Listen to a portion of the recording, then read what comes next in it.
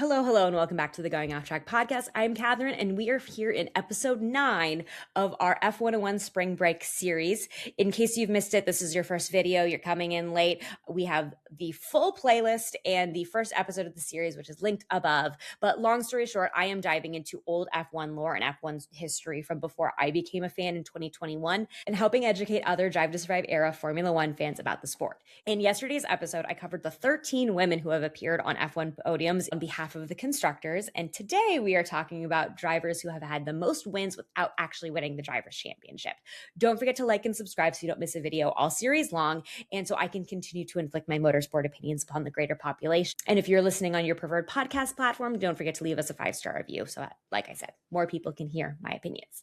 Now, there have been a number of drivers who are also, pretty big names, but have not actually won a World Drivers' Championship. The driver with the most wins without winning an F1 title, first of all, is Stirling Moss. And we talked about Stirling Moss when we were talking about our one-and-done tracks, specifically the 1958 Casablanca Grand Prix, which that episode is linked up above that way. I think it's over there. I never remember where the YouTube card pops up. But anyway, Stirling Moss drove from 1951 to 1961. He had 66 starts and 16 wins and 24 podiums, because remember, the seasons were a lot shorter back then. He finished P2 in the championship 4 times. He lost 3 times to Juan Manuel Fangio and once to Mike Hawthorne, and finished third in the championship 3 times. He finished his career with 185 and 9/14 points scored. I love looking back into like the old days of Formula One, where like figuring out how they split points and seeing 9/14 of a point. That's kind of absurd.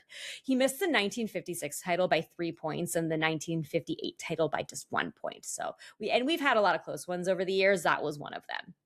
In P2 is David Coulthard. He drove from 1994 to 2008. He had 246 starts, 13 wins, and 62 podiums. He finished P2 in 2001 and was beat out of the title by 58 points because Michael Schumacher was doing Michael Schumacher things, as we've talked about. See this episode where he finished on the podium 17 times in 17 races, which is a lot if you think about it. Or even if you don't, it's still a lot, I can tell you that. He also finished P3 of the championship, 4 points. And now he works as a media pundit with F1 TV and also does a lot of like representative work with Red Bull because he was a Red Bull driver for a while. In P3, we have Carlos Reutemann, who drove from 1972 to 1982, 146 starts, 12 wins, 45 podiums, no titles. He finished P2 in 1981, losing out to Nelson Piquet Sr. by only 1 point at the Caesars Palace Grand Prix, because the Caesars Palace Grand Prix in the Caesars Palace parking lot is a place F1 raced at, which also somehow became a championship clincher. We have a whole episode on championship clinchers, also linked above and down in the show notes. And he finished in P3 3 separate times in his career. And now for the driver who he's P4 in the rankings of most wins without a title. But when I think of like the always the bridesmaid, never the bride type of thing, I think of this driver, which is Rubens Barrichello, who was the support teammate to Michael Schumacher. Barrichello drove from 1983 to 2011, 322 race starts, 11 wins, 68 podiums, finished in P2 only twice. In 2002, that the Michael Schumacher year, he lost by 67 points. And in 2004, he lost out by 34 points. And if you have been an F1 fan during like the Lewis Hamilton heyday, he's like the Valtteri Bottas to Schumacher's Lewis Hamilton, but this is like the OG version. And then he also finished P3 in the championship twice. Now in P4, also with 11 wins, we have Felipe Massa, who drove from 2002 to 2017, 269 starts and 41 other podiums. He finished P2 once, losing out to Lewis Hamilton by a single point. It is the Crashgate season that he's currently suing F1 for, which basically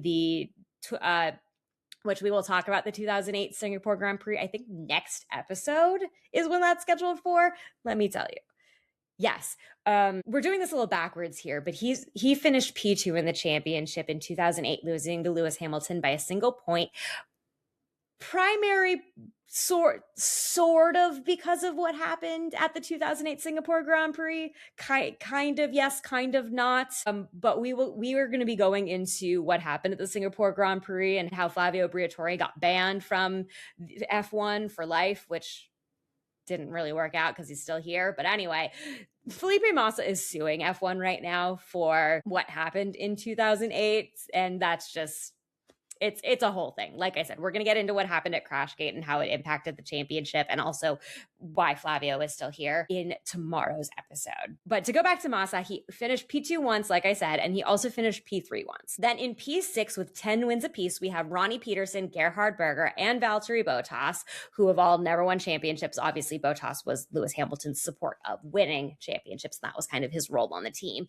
And then in P9, I don't want to say ironically, but kind of ironically, we have Mark Webber and Oscar Piastri. And the ironic part is Mark Webber is Oscar Piastri's driver manager. They both had 9 wins each in their F1 careers.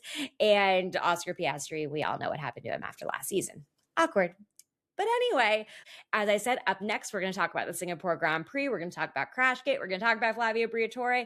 Don't forget to subscribe so you don't miss a video. Don't forget to leave a 5-star review. And I will see you in the next one.